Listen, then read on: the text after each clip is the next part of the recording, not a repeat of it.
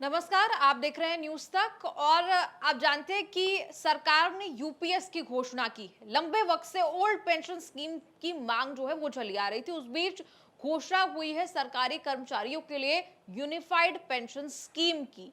लेकिन इससे कितनी खुशी है या कितनी नाराजगी है, ये हम जानने की कोशिश करेंगे विजय कुमार बंधु जी से। बहुत बहुत स्वागत है विजय जी आपका न्यूज़ तक पर। धन्यवाद धन्यवाद। दर्शकों को बता दें कि विजय जी लंबे वक्त से जो है मोर्चा संभाले हुए हैं ओल्ड पेंशन स्कीम का और national movement for old pension scheme के वो राष्ट्रीय अध्यक्ष हैं। सबसे पहली बात यही जानना चाहूंगी, खुश हैं, नाराज हैं या संतुष्ट हैं सरकार की इस नई स्कीम से या नहीं? मैं बताऊं, क्योंकि एक कमेटी बनाई गई थी और लोगों का बड़ा इंतजार था कि वो कमेटी आएगी, फिर हम लोग उसको देखेंगे, उस पर फिर डिस्कस होगा और उसके बाद फिर हम लोग उस पर कुछ अपना मत दे पाएंगे। लेकिन न कमेटी कोई रिपोर्ट आई और ना ही उस पर कोई संवाद किसी से किया गया। अचानक एनपीएस के बजाय यूपीएस ला दिया गया, जबकि हम लोग की मांग की ओपीएस की मांग है।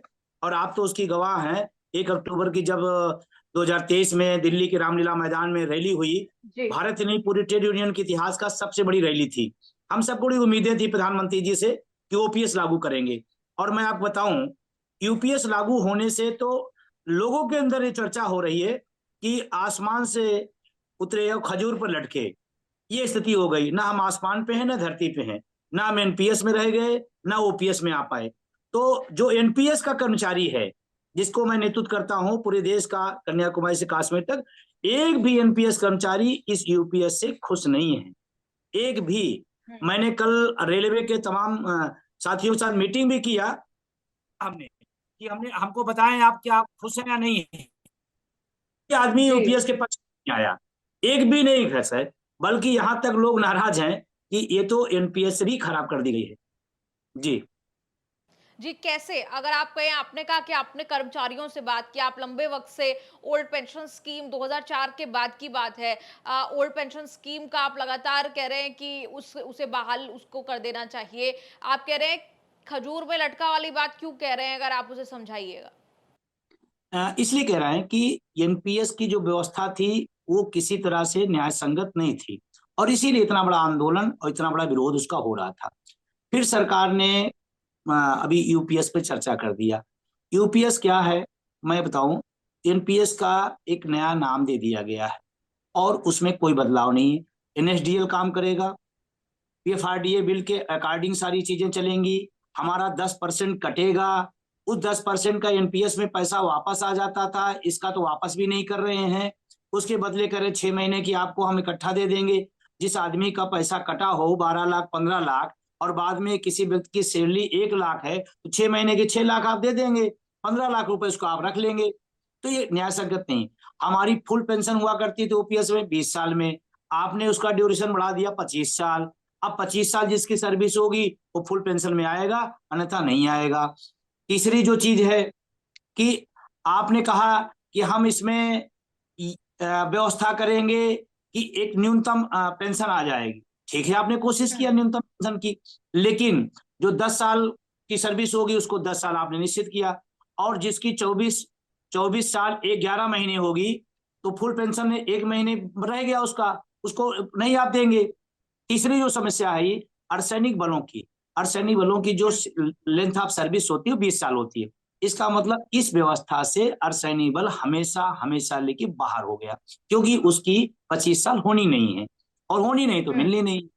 तो इस तरह से इसमें विसंगतियां विसंगतियां हैं। और दूसरा जो सबसे बड़ी बात इसमें कही गई है कि हमने अपना मद बढ़ा दिया, 14 से 18, 18.5 कर दिया गया। जी, जी।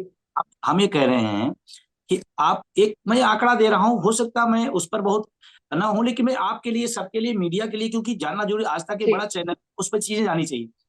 आप, अगर एक व्यक्ति जो चपरासी होते उसकी 30,000 तनख्वाह होती, इसका मतलब 10% उसका 3,000 कटेगा। कोई 1 लाख इनकम पा रहा है, 1 लाख वेतन पा रहा है, तो उसका 10,000 10% के हिसाब से कटेगा। कोई 2 लाख तनख्वाह ले रहा, आईएएस है या वो बड़े पदाधिकारी हैं जो पदों पे है, उनका 20,000 कटेगा। एवरेज में मान ले 10,000, 10,000 रुपए पर कर्मचारी अपना कटवाएगा। और अब आपके अनुसार 18.5% आप कटवाएंगे। कल्पना करिए, एक निकालें, 18,000 रुपए सरकार देगी और 14,000 रुपए हम देंगे। 1 करोड़ एनपीएस में कर्मचारी है। अगर 14,000 को हम मल्टीप्लाई करें 1 करोड़ से, तो 1 महीने का मत कितना बड़ा है। सरकारी पैसा, सरकार का पैसा, सरकारी कर्मचारियों का पैसा, ये प्राइवेट सेक्टर में आप क्यों तुले हुए हैं। और अगर आप ये कहते हैं कि ओपीएस ओपीएस जैसी यूपीएस है, तो जैसी है तो फिर आपको दिक्कत क्या है। ओपीएस में क्या दिक्कत है, फिर आप ओपीएस की डिमांड हो रही है, ओपीएस आप लागू कर दीजिए, उस पर कोई बात नहीं हो रही है। एक नया पेच और दे दिया गया कि इसी में कर्मचारी उलझा रहे।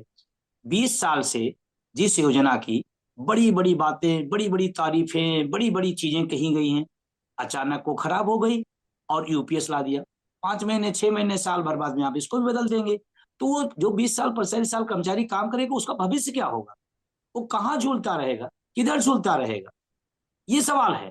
और इसकी चर्चा मैं जी। अकेले नहीं, मैं राष्ट्रीय अध्यक्ष इसलिए मैं कह रहा हूं, मैं ओपिनियन बता रहा हूं। जब से यूपीएस के बारे में घोषणा हुई है, कर्मचारियों के बीच में गई है, कर्मचारियों में ज्यादा आक्रोश आया है कि ये सरकार हमारी मांग पूर्ण मान करके ऊपर से और ऊपर से थोप रही। हम्म। जी, जिन भी बिंदुओं को लेकर आपने विरोध जताया अभी, मैं चाहूंगी कि आप उन्हें थोड़ा समझाइए भी, क्योंकि बड़ा कॉम्प्लेक्स विषय है और हमें समझना भी जरूरी है कि आपका इस पर पक्ष क्या है। क्योंकि जो खुश है वो कह रहे हैं कि अश्योर्ड पेंशन है और तमाम तरह के जो बिंदु है वो गिनवा रहे हैं, कह रहे हैं कि एनपीएस से ज्यादा मिलेगा यूपीएस में, यूनिफाइड पेंशन स्कीम में। एक एक करके आप 2-3 बिंदुओं में अगर समझा दें कि सरकार ने इस बार क्या प्रावधान किया है यूपीएस में और पहले का प्रावधान क्या था और आपका विरोध उस पर क्या है, वो बता दीजिए। जी जी, पहली बात तो जो लोग स्वागत कर रहे हैं, मैं आपको बहुत जिम्मेदारी साथ कर रहा हूं, सब के सब ओपीएस ले रहे हैं। ओपीएस लेने वाला ही एनपीएस की तारीफ कर रहा है, यूपीएस की तारीफ। एनपीएस का एक आदमी यूपीएस की तारीफ नहीं कर रहा है, ये मैं बहुत जिम्मेदारी साथ कर रहा हूं। दूसरी बात, इसमें सबसे ज्यादा जो बात कही गई है कि लास्ट सैलरी का, बेसिक का 50% दिया जाएगा। बहुत बढ़िया बात है, अच्छी बात है, पुरानी पेंशन में भी यही बात थी। लेकिन आप क्या कह रहे हैं कि हम लास्ट सैलरी का नहीं, हम पूरे साल भर का, लास्ट उसके साल भर का औसत निकालेंगे, औसत के बाद उसका बेसिक निकालेंगे, बेसिक के बाद हम उसकी पेंशन देंगे। अगर हम ओपीएस से तुलना करें तो ये तो सीधा सीधा चीटिंग। आप जो है साल भर के एवरेज निकालेंगे। साल भर के एवरेज का मतलब समझिए कि किसी व्यक्ति का वेतन हो सकता है जनवरी में उसका 50,000 हो, क्योंकि 2 डीए लगते हैं। मान लीजिए वेतन आयोग आ गया, तो हो सकता है जो 50,000 सैलरी वाला था, हो सकता है वो लास्ट में 2 डीए के बाद या कोई और वेतन आयोग या एरियर वाला जो भी चीजें होती है, तो वो हो सकता है 70,000 हो जाए। तो अब आप 50,000 का, फिर 55,000 का, फिर 60,000 का, फिर 70,000 का एवरेज निकालेंगे। एवरेज के बाद फिर उसका बेसिक के बाद आप उसकी पेंशन देंगे। जबकि ओपीएस में क्या था, ओपीएस में था लास्ट सैलरी का, बेसिक का उसको आधा मिलता था। इसमें भी आपने, इसमें चालाकी से चिल्ला तो आपने दिया कि लास्ट बेसिक का हम 50% देंगे, और अगर लास्ट बेसिक 50% आप देंगे तो ओपीएस में भी यही व्यवस्था है, फिर ओपीएस क्यों नहीं। यही तो मैं कह रहा हूं ना, अगर आपकी ईमानदारी है कि आप लास्ट बेसिक का 50% देंगे, तो फिर ओपीएस में भी तो यही व्यवस्था थी, उसको आप क्यों नहीं दे रहे हैं, उसे आप क्यों भाग रहे हैं, ये सवाल है। जी। और जो एक आपने बात कही 25 साल वाले कैप की आपने बात कही, वो भी समझा दीजिए और आपका विरोध क्या है वो भी एक बार बताइए। अब 25 साल का, जैसे मान लीजिए कि किसी व्यक्ति ने आप जो इनके अनुसार जो नियम है कि 10 साल की सर्विस हो जाती है तो हमें उसे न्यूनतम हम 10,000 रुपए की पेंशन हम देंगे। ठीक है, अच्छी बात है। अब वो 20 साल में फुल पेंशन हो जाती थी पुरानी वाली व्यवस्था में। फुल मतलब हुआ कि हमें जो 20 साल हमारी सर्विस होगी तो पेंशन की जो व्यवस्था पुरानी में थी उसमें हमें फुल पेंशन मिलने शुरू होती थी, मतलब ले सकता था। या वो कभी नौकरी से, कुछ ऐसे भी लोग रहे जो 20 साल नौकरी की, उसके बाद सेवानिवृत्ति स्वैच्छिक ले लिए, तो अब वो 20 साल में तो व्यवस्था थी, व्यवस्था उसका लाभ लेते थे लोग। अब आपने ड्यूरेशन बढ़ा दिया, 5 साल और बढ़ा दिया, मतलब अब 20 साल में नहीं मिलेगी, अब 25 साल मिलेगी। जबकि आपको मैं बताऊं व्यवहारिक क्या है, आप भी इधर देख रही होंगी, लोगों की एज बढ़ती जा रही है, नौकरियों का जो टाइम पीरियड था वो बढ़ा दिया गया। अभी तो 40-40 साल तक है, कुछ लोगों को छूट के बाद 45 साल होता ही है। अब जो 45 साल या 40 साल में नौकरी करेगा उसका 25 साल ड्यूरेशन कब होगा, इसका मतलब आप उस सारे लोग उस व्यवस्था से बाहर हो गए, तो वो भी समस्या है। और अर्धसैनिक बलों को मेरे पास लगातार फोन आ रहा है। अर्धसैनिक बल तो व्यवस्था में कभी इसका लाभ ले ही नहीं सकता, फुल का कभी नहीं ले सकता, क्योंकि उसकी 20 साल की सर्विस होती है, तो वो देश की सेवा करने वाला व्यक्ति वैसे भी बाहर हो गया। तो मैं कह रहा हूं कि अगर आप अच्छा करना चाहते हैं और अच्छा कर रहे हैं तो आपके लिए अच्छा है, देश के लिए भी अच्छा है, इस कर्मचारी जमात के लिए अच्छा है कि आप नाम बदलने के चक्कर में बार बार ट्राई करने के बजाय एक बहुत ही शानदार योजना जो इस देश में दी जा रही थी, इस देश में व्यवस्था थी, हर आदमी कोई डिमांड है। और एक बात मंत्री जी ने कहा, आपने बहुत अच्छा याद आ गया, मंत्री जी ने कहा जी। एनपीएस से वो यूपीएस में जाने का विकल्प खुला है। ये हमारा नहीं, मंत्री जी का बयान है, आपने भी देखा होगा। एनपीएस से यूपीएस में जाने का विकल्प खुला है, जो कर्मचारी चाहे तो जाए, चाहे तो ना जाए। एक विकल्प आप यही ओपीएस को दे दीजिए, फिर देश का कर्मचारी जहां जाना चाहे चला जाएगा। आप उसको दे दीजिए कि ओपीएस कौन लोग लेना चाहते हैं, एक विकल्प इसमें से इसमें विकल्प हो सकता है, तो उसमें से उसमें विकल्प क्यों नहीं हो सकता है?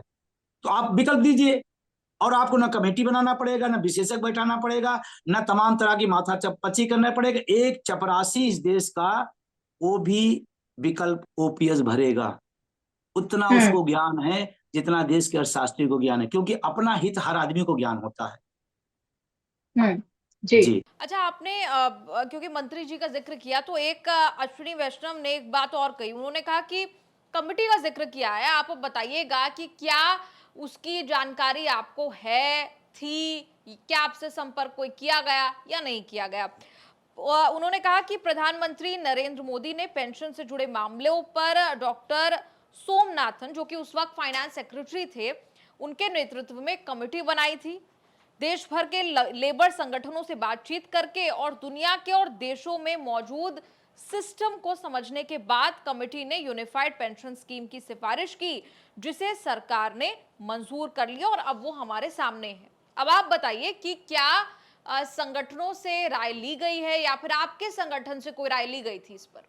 मेरे संगठन से कोई राय नहीं ली गई। मैंने प्रधानमंत्री जी को समय भी मांगा था मिलने का, और सरकार को मैंने कई बार पत्र लिखा।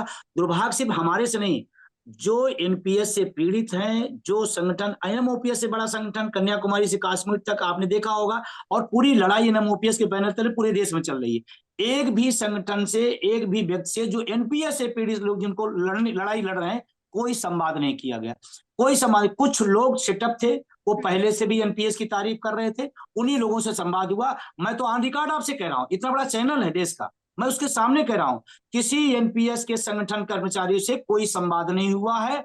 और अगर संवाद होता तो शायद यूपीएस के बजाय ओपीएस आता एनपीएस कर्मचारी संगठन से, और इससे बड़ा संगठन एनएमओपीएस से बड़ा कोई संगठन नहीं देश के। आज अभी कल हरियाणा में बहुत बड़ा कार्यक्रम था, महाराष्ट्र में लगातार हमारा कार्यक्रम चला, पूरे देश के कोने कोने में हम लड़ रहे हैं, और चर्चा किसी और से हो रही है। कोई चर्चा नहीं हुई है किसी संगठन से, एनपीएस पीड़ित से कोई चर्चा नहीं की गई है। और ये दुर्भाग्य, जिसके लिए हम लागू कर रहे हैं उसकी राय, हम मरीज को दवा दे रहे हैं, लेकिन मरीज को जो दवा दे रहे हैं उससे कोई हम कंसल्ट नहीं कर रहे हैं, बस दूसरे मरीज से पूछ रहे हैं कि भाई आप बताओ, उसको दूसरी बीमारी है, जो एनपीएस वाला बीमारी है उसको दूसरी बीमारी है, उस बीमारी से, एनपीएस वाली बीमारी से आप बातें नहीं कर रहे हैं, कोई कंसल्ट नहीं हुआ। और ये दुर्भाग्यपूर्ण है। और 1 करोड़ से ज्यादा एनपीएस कर्मचारी एनपीएस यूपीएस दोनों से नाराज है, और हमारी लड़ाई आगे जारी रहेगी। जी। अच्छा, इसमें आपको कोई बात अच्छी लगी क्या? जो अभी मॉडल निकल कर आया है यूनिफाइड पेंशन स्कीम का, क्या इसमें कोई ऐसे बिंदु है, मान लीजिए 1-2, जो आपको लगते हैं कि वो सही हैं? नहीं, हम कहते सही ये लगा कि जो हमारे देश के टैक्स पेयर का पैसा व्यापारियों के पास 14% जा रहा था, वो 18.5% हो गया, यही सही है। जो मांग रहे थे उनको नहीं मिला, जिनको नहीं मांग रहे थे उनको आप 4.5% इस देश के टैक्स पेयर का पैसा और आपने दे दिया, यही सही है। अच्छा, यूपीएस में क्या अच्छा है, इसे लेकर एक्सपर्ट्स ने भी अपनी राय दी। कुछ लोगों ने कहा कि इसमें शेयर बाजार के उतार चढ़ाव से कर्मचारियों को कवर दिया गया है। अभी तक एनपीएस के निवेश पर अच्छा रिटर्न आ रहा है, लेकिन भविष्य में किसी प्राकृतिक आपदा या मंदी के चलते अगर बाजार गिर जाता है तो उस स्थिति में सरकार एक निश्चित पेंशन की गारंटी दे रही है। और एक एक्सपर्ट ने कहा कि ओल्ड पेंशन स्कीम में कर्मचारी से अंशदान नहीं लिया जाता था, इसीलिए वो सरकार पर एक बड़ा भार था। हालांकि यूपीएस में रिटायरमेंट के बाद पैसे निकालने को लेकर प्रावधानों पर अभी स्पष्टता नहीं है। आप इन बातों से कितना इत्तेफाक रखते? मैं ये कह रहा हूं कि जिन व्यक्तियों के लिए व्यवस्था लाई जा रही है, अगर उनसे संवाद कर लेने में कोई दिक्कत तो नहीं होनी चाहिए। हमसे बात होती है, हम अपनी बात रखते हैं कि ये समस्या है, ये दिक्कत है। दूसरा दूसरा मैं कह रहा हूं, इस पर लोग हैं इस देश में, अर्धसैनिक बलों को पेंशन नहीं दी जाती। एक भी स्पष्ट का आज तक मैंने बयान नहीं सुना। इस देश में नेता 4-4 पेंशन लेता है, उस पर किसी स्पष्ट का बयान नहीं आया। इस देश में हजारों हजारों करोड़ के रुपए का भत्ता और सुविधा लेते हैं नेता, उस पर कोई स्पष्ट का बयान नहीं आया। स्पष्ट का बयान एक आम कर्मचारी के लिए बहुत जल्दी आ जाता है, और एक अर्धसैनिक बल के लिए एक एक भी हमने आज तक नहीं सुना किसी स्पष्ट को। भाई आपसे भी हम आपसे पूछें, हर व्यक्ति यही कहेगा कि इस देश का सबसे पहला हकदार पुरानी पेंशन का इस देश का अर्धसैनिक बल है, उसको आप दे दीजिए। नहीं दिया जाता। मेरा इतना निवेदन है, अगर हमने 20 साल 25 साल 30 साल सेवाएं दिया है किसी विभाग को, इस देश को, तो हम दूसरे के यहाँ हाथ फैलाने जाएं, इस सरकार के लिए तौहीन की बात है। और मैं कहता हूं, आपको अगर इतना भार लग रहा है तो ओपीएस जैसी व्यवस्था में जो सामाजिक सुरक्षा की एक्चुअल बात है, अगर मैं बात करूं सोशल सिक्योरिटी, उसका नाम आते ही मान ओपीएस आ जाता है। सरकार के पास पैसे की कोई कमी नहीं है। मैं बिल्कुल इस बात से, कोई भी स्पष्ट हमारे पास आए, मैं बिल्कुल इंतफाक नहीं रखता हूं, क्योंकि मैं उसी देश में रहता हूं जिस देश में एक दिन के 1 घंटे की रैलियों में करोड़ों रुपए खर्च होते हैं। हम उसी देश में रहते हैं जिसमें अरबों अरबों घोटाले होते हैं। हम उसी देश में रहते हैं जिस देश में उद्योगपतियों का हजारों हजारों करोड़ रुपए माफ कर दिया जाता है। इसलिए पैसे की कोई समस्या नहीं है इस देश में। हम डिस्ट्रीब्यूशन की समस्या है, नियत की समस्या है।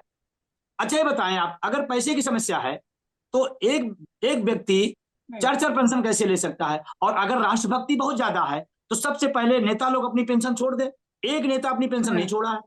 हम किसी पार्टी की बात नहीं कर रहा हूं, हम सारे लोगों की बात कर रहा हूं, वो सत्ता हो या विपक्ष हो, सांसद हो, विधायक हो, सबकी बात कर रहा हूं। देशभक्ति की बात सिर्फ आम कर्मचारियों के साथ होगी। आप एक पेंशन कोई छोड़ने को तैयार नहीं, एक सुविधा छोड़ने को तैयार नहीं, बल्कि सुविधा बढ़ाने की बात हो रही है। अभी आपको जानकारी लिए बता दूं, राजस्थान सरकार ने क्या किया कि हर बार बजट प्रस्ताव लाना पड़ता था विधायकों सांसदों के वेतन भत्ते के लिए। राजस्थान सरकार ने क्या किया कि बार बार प्रस्ताव लाना ठीक नहीं है, इसको ऐसा कंटिन्यू कर दिया जाए, वो बराबर बढ़ता रहेगा। तब एक बार भी नहीं पाता हुई कि पैसे की दिक्कत है। पैसे की कोई दिक्कत, और दिक्कत अगर है, ये गार्जियन, सरकार हमारी गार्जियन होती है, हमारी सेवा सुरक्षा की उसकी जिम्मेदारी होती है, और हम सरकार के आंख नाक कान होते हैं। सरकार की जितनी योजनाएं आती हैं उसको उतारने का काम हम ही करते हैं। हमारे हाथों से 10-10 पेंशन दी जाती है लोगों को, विधवा पेंशन, विकलांग पेंशन, गरीब पेंशन, ये पेंशन, वो पेंशन, दुनिया भर की पेंशन, और जिसके हाथ से दी जाती है उसको पेंशन देने में तकलीफ है। और टैक्स हम देते हैं, हम वेतन का टैक्स देते हैं। और मैं बता रहा हूं, सरकारी कर्मचारी ईमानदारी से अपने वेतन का टैक्स पेयर है, टैक्स देता है। तमाम लोग नहीं दे पाते हैं। आज भी परसेंटेज आप उठा देख लेंगे टैक्स पेयर कितने हैं, उसमें सबसे अधिकतम सखा सरकारी कर्मचारी का है। उसके बाद भी आपको सुरक्षा देने में उसको दिक्कत आ रही। डीए आज तक हमारा नहीं मिला। कोरोना काल का जिस दौरान में सर्वश्रेष्ठ हमने काम किया, उस दौरान में हमारे डीए अभी तक रुका हुआ है। पैसे सिर्फ इसलिए हैं कि हम डीए नहीं दे सकते, पैसे इसलिए नहीं है कि हम सामाजिक सुरक्षा नहीं दे सकते हैं। और अगर इंडेक्स की बात करें पूरी दुनिया की, भाई बताओ, ये पूरी दुनिया का आपने देखा, पूरी दुनिया का इंडेक्स देखिए सामाजिक सुरक्षा में 44 देशों में 41वें जगह पे हम खड़े हैं। हम कौन सी सामाजिक सुरक्षा दे रहे हैं? जी। कांग्रेस अध्यक्ष, क्योंकि अब इस पर राजनीति भी हो रही है, कांग्रेस अध्यक्ष मल्लिकार्जुन खड़गे ने ट्वीट करके कहा, the you in UPS stands for Modi governments you turns. ये कह रहे हैं कि यूपीएस का जो यू है वो मोदी सरकार के यू टर्न जैसा है। ये उस परिप्रेक्ष्य में कह रहे हैं, पिछले दिनों सरकार ने जिन जिन मुद्दों पर यू टर्न लिए, वो वक्फ बोर्ड का या इंडेक्सेशन का मुद्दा रहा हो या अन्य मुद्दे रहे हो, आपको भी लगता है कि ये किसी तरह का यू टर्न है जो सरकार ले रही है? नहीं, मैं कहता हूं अगर यूटर्न हो और अच्छे के लिए हो, एनपीएस से यूटर्न ले ओपीएस पे आ जाए, स्वागत है। मैं कह रहा हूं, मैं पहला व्यक्ति हूं इस सरकार का स्वागत करूंगा। एनपीएस से यूटर्न ले ओपीएस पे आ जाए, उस पर आ जाए। और रही बात कांग्रेस के अध्यक्ष की, तो मैं बहुत क्लियर कट हूं। वो हमारे पक्ष में है, हमारे मुद्दे के पक्ष में, अच्छी बात है। लेकिन मैं उनसे भी निवेदन करूंगा, तेलंगाना में, कर्नाटका में आपकी सरकार है।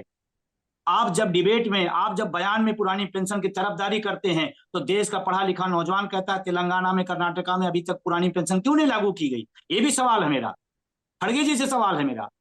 और आपके माननीय राहुल गांधी जी, इतने बड़े मुद्दे पर अभी तक उनका कोई जुबान नहीं खुली। क्यों नहीं खुली है? ओपीएस पर राहुल गांधी जी का स्टैंड अभी तक क्यों नहीं आया?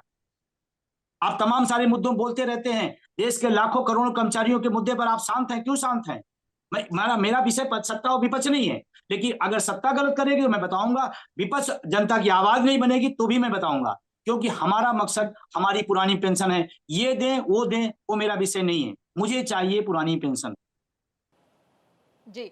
और क्योंकि हम कांग्रेस के पक्ष की आप बात कर रहे हैं, आप देखें तो कांग्रेस ने इन प्रिंसिपल यूपीएस का कोई विरोध नहीं किया है। मल्लिकार्जुन खड़गे जी की तरफ से ये जरूर कहा गया, यूटर्न जैसी बात कही गई, लेकिन इन प्रिंसिपल जो है वो नहीं, ऑपोजिशन जो है उसको लेकर नहीं फिलहाल की गई है।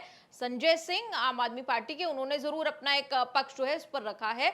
लेकिन आप ये बताइए कि मुझे याद है कि पिछली बार जब हमने साल पहले जब बात हम कर रहे थे, तब भी आपकी राहुल गांधी से कुछ मुलाकात की बात चल रही थी ओपीएस के मुद्दे पर। हमने देखा पिछले सालों में हिमाचल प्रदेश हो या कुछ और कांग्रेस शासित प्रदेश रहे हो, तो वहां पर ओपीएस लागू करने का काम जो है वो किया गया।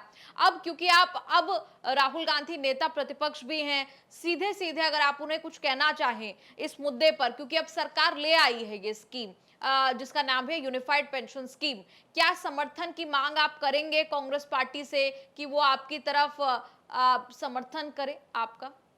जी बिल्कुल, मैं बहुत क्लियर हूं। मैं बताना चाहता हूं, मैं राजस्थान के मुख्यमंत्री जी को उस समय तत्कालीन जो पेंशन पुरानी पेंशन बहाल की, गहलोत जी का, और मैं भूपेश बघेल जी का, और हिमाचल के मुख्यमंत्री जी का, सुक्खू साहब का मैं धन्यवाद देता हूं। प्रदेश के राज्य सरकारों ने इस पर एक निर्णय लिया और एक स्पष्ट नजरिया दिया, और उसकी बदौलत 3-3 राज्यों के अंदर पुरानी पेंशन बहाल हुई, और झारखंड के मुख्यमंत्री जी तारीफ करूंगा, उन्होंने दिया। लेकिन जो कांग्रेस का केंद्रीय नेतृत्व है, मैं बहुत जिम्मेदारी साथ कह रहा हूं, शायद इस मुद्दे पर कंफ्यूज है और पब्लिक स्टैंड में आने के लिए मीडिया में बैठकर बोल देते हैं। लेकिन मुझे ऐसा लगता है जब तक राहुल गांधी का बयान नहीं आता, इसका मतलब कि ओपीएस पे वो भी कंफ्यूज है, और ये कांग्रेस के लिए बहुत नुकसानदेह होगी। और इसमें निश्चित रूप से आज पूरा देश का कर्मचारी उम्मीद कर रहा है कि जब हमारे साथ चीटिंग हो रही है, जब हमारे साथ धोखाधड़ी हो रही है, तो उनको खुल करके सामने आना चाहिए। हमें पुरानी पेंशन देने की पैरोकारी विपक्ष के नेता का काम है।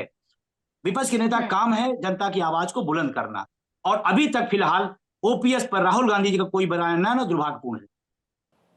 जी। लेकिन पहले आपकी जितनी भी या अगर बातचीत हुई कांग्रेस पार्टी से इस मसले पर, क्या बातचीत हो पाई थी पहले, साल पहले? मैं कांग्रेस पार्टी से बात नहीं कर रहा हूं। मैंने तो कोई ऐसी पार्टी नहीं इस देश की जिसके पास मैंने गया हूं, चाहे कांग्रेस पार्टी हो, चाहे भारतीय जनता पार्टी हो, चाहे सपा हो, बसपा हो, कम्युनिस्ट पार्टियां हो, मैंने सारे लोगों को पत्र लिखा और जिनसे जिनसे संभव हो पाया सबसे मुलाकात करके मैं निवेदन किया। मैंने राहुल गांधी से भी कई बार मुलाकात किया, मैंने उनसे भी निवेदन किया। मैं सारी राजनीतिक दलों से मिला, क्योंकि ये लोकतांत्रिक प्रक्रिया है, हमारा दर्द है तो वहीं से हल होना है, तो मैं उससे मिलूंगा, अपनी बात कहूंगा। और तमाम लोगों ने हमारे साथ दिया, तमाम लोगों ने अपना स्टैंड क्लियर किया, इसमें कोई दो राय नहीं। लेकिन जब आप विपक्ष में हैं तो आपकी भूमिका बढ़ जाती है। हम जानते हैं लोकतंत्र में सत्ता का जितना काम है उससे ज्यादा काम विपक्ष का होता है, क्योंकि मैं पॉलिटिकल साइंस का छात्र भी हूं, तो मुझे ये बात जानकारी है अच्छी तरीके से। विपक्ष का काम जनता की आवाज में आवाज उठाना, और मैं उम्मीद करता हूं कि ये जो, या तो आप क्लियर नहीं हो, क्योंकि कर्नाटका, आप हिमाचल में वही व्यवस्था लागू कर सकते हो, कर्नाटका में नहीं लागू करोगे, ये क्यों भाई? ऐसा क्यों? आप राजस्थान में लागू करोगे, आप तेलंगाना में नहीं लागू करोगे। तो मैं इसीलिए कह रहा हूं कि हो सकता है केंद्रीय नेतृत्व इस विषय पर असमंजस में हो, और उसे खुल करके पुरानी पेंशन के पक्ष में पैरोकारी करनी पड़ेगी, और सिर्फ पैरोकारी मुंह से नहीं, लड़ना पड़ेगा। अगर आप उम्मीद करते हैं तो आपको भी जनता के लिए सड़कों पर उतरना पड़ेगा।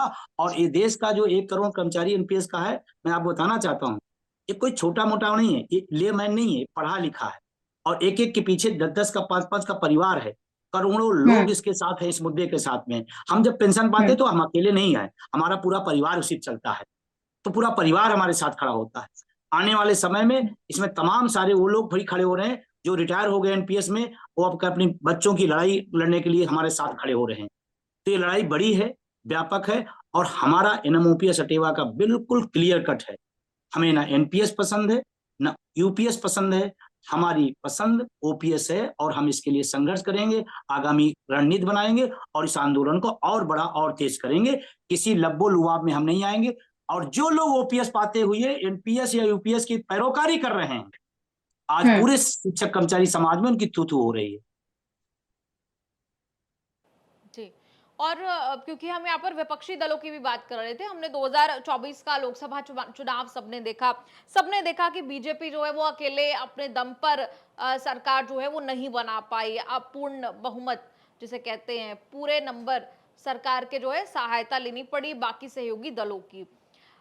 इसमें एक कारण ओपीएस को भी बताया गया, क्योंकि विपक्षी दलों ने आरक्षण के अलावा ओपीएस को भी एक बड़ा मुद्दा बनाया और पिछले विधानसभा चुनावों में कुछ राज्यों में उसे लागू भी करके दिखाया। आपको क्या लगता है, अब भी विधानसभा के चुनाव अब आने वाले हैं, 4 राज्य के विधानसभा चुनाव अब आने वाले हैं, कुछ की घोषणा हो गई है, कुछ की घोषणा भी नहीं हुई। आपको क्या लगता है, यूनिफाइड पेंशन स्कीम की घोषणा क्या एक चुनावी घोषणा है? क्या ये चुनावों के मद्देनजर की गई है? बिल्कुल, इसमें निश्चित रूप से जिस तरह से आनन-फानन में चीजें बुलाई गई और कह दी गई, कमेटी का रिपोर्ट आई नहीं, पढ़ी नहीं गई, उस पर संवाद नहीं हुआ। निश्चित रूप से हरियाणा का और महाराष्ट्र का और उसके बाद कश्मीर का जो चुनाव है, उसमें दबाव, क्योंकि हमारा आंदोलन ऑल इंडिया है और हरियाणा और महाराष्ट्र में लगातार तीखा हुँ, आंदोलन चल रहा है और मेरी पूरी टीम वहां लगातार काम कर रही है और वोट फॉर हुँ, ओपीएस का आह्वान वहां हो गया है। हम हुँ। अपने मुद्दे के लिए वोट करेंगे, ये फैसला है और ये पूरी तरह से गांव-गांव, घर-घर तक हम लोग पहुंचा रहे हैं। विजय जी, बहुत-बहुत शुक्रिया न्यूज़ तक से जुड़ने के लिए। उम्मीद करते हैं, क्योंकि सभी पक्षों को लाने की हम कोशिश कर रहे हैं। सरकार ने ज़ाहिर तौर पर अपना पक्ष रखा, कमेटी का ज़िक्र किया, कहा कि कमेटी ने तमाम विचार-विमर्श करके, बातचीत करके ये फैसला लिया और मंजूरी इसे दी गई यूनिफाइड पेंशन स्कीम को। आपका इस पर एक अलग पक्ष है, आपका विरोध है और ज़ाहिर तौर पर जो पूरी बातचीत मुझे समझ में आया, आपने कहा कि आप ओल्ड पेंशन स्कीम ही के हक में हैं हर हाल में, और जो नई स्कीम है उसके पक्ष में आप नहीं दिखाई देते। बहुत बहुत शुक्रिया विजय कुमार बंधु जी, हमारे साथ जुड़े हुए थे न्यूज तक पर। आपको बता दें कि देश भर में सरकारी कर्मचारियों के लिए यूनिफाइड पेंशन स्कीम को मंजूरी दी गई है, जिसे लेकर अलग अलग पक्ष अब सामने आ रहे हैं। आप सुन रहे थे विजय कुमार बंधु को, जिन्होंने साफ तौर पर इस स्कीम का विरोध जताया है।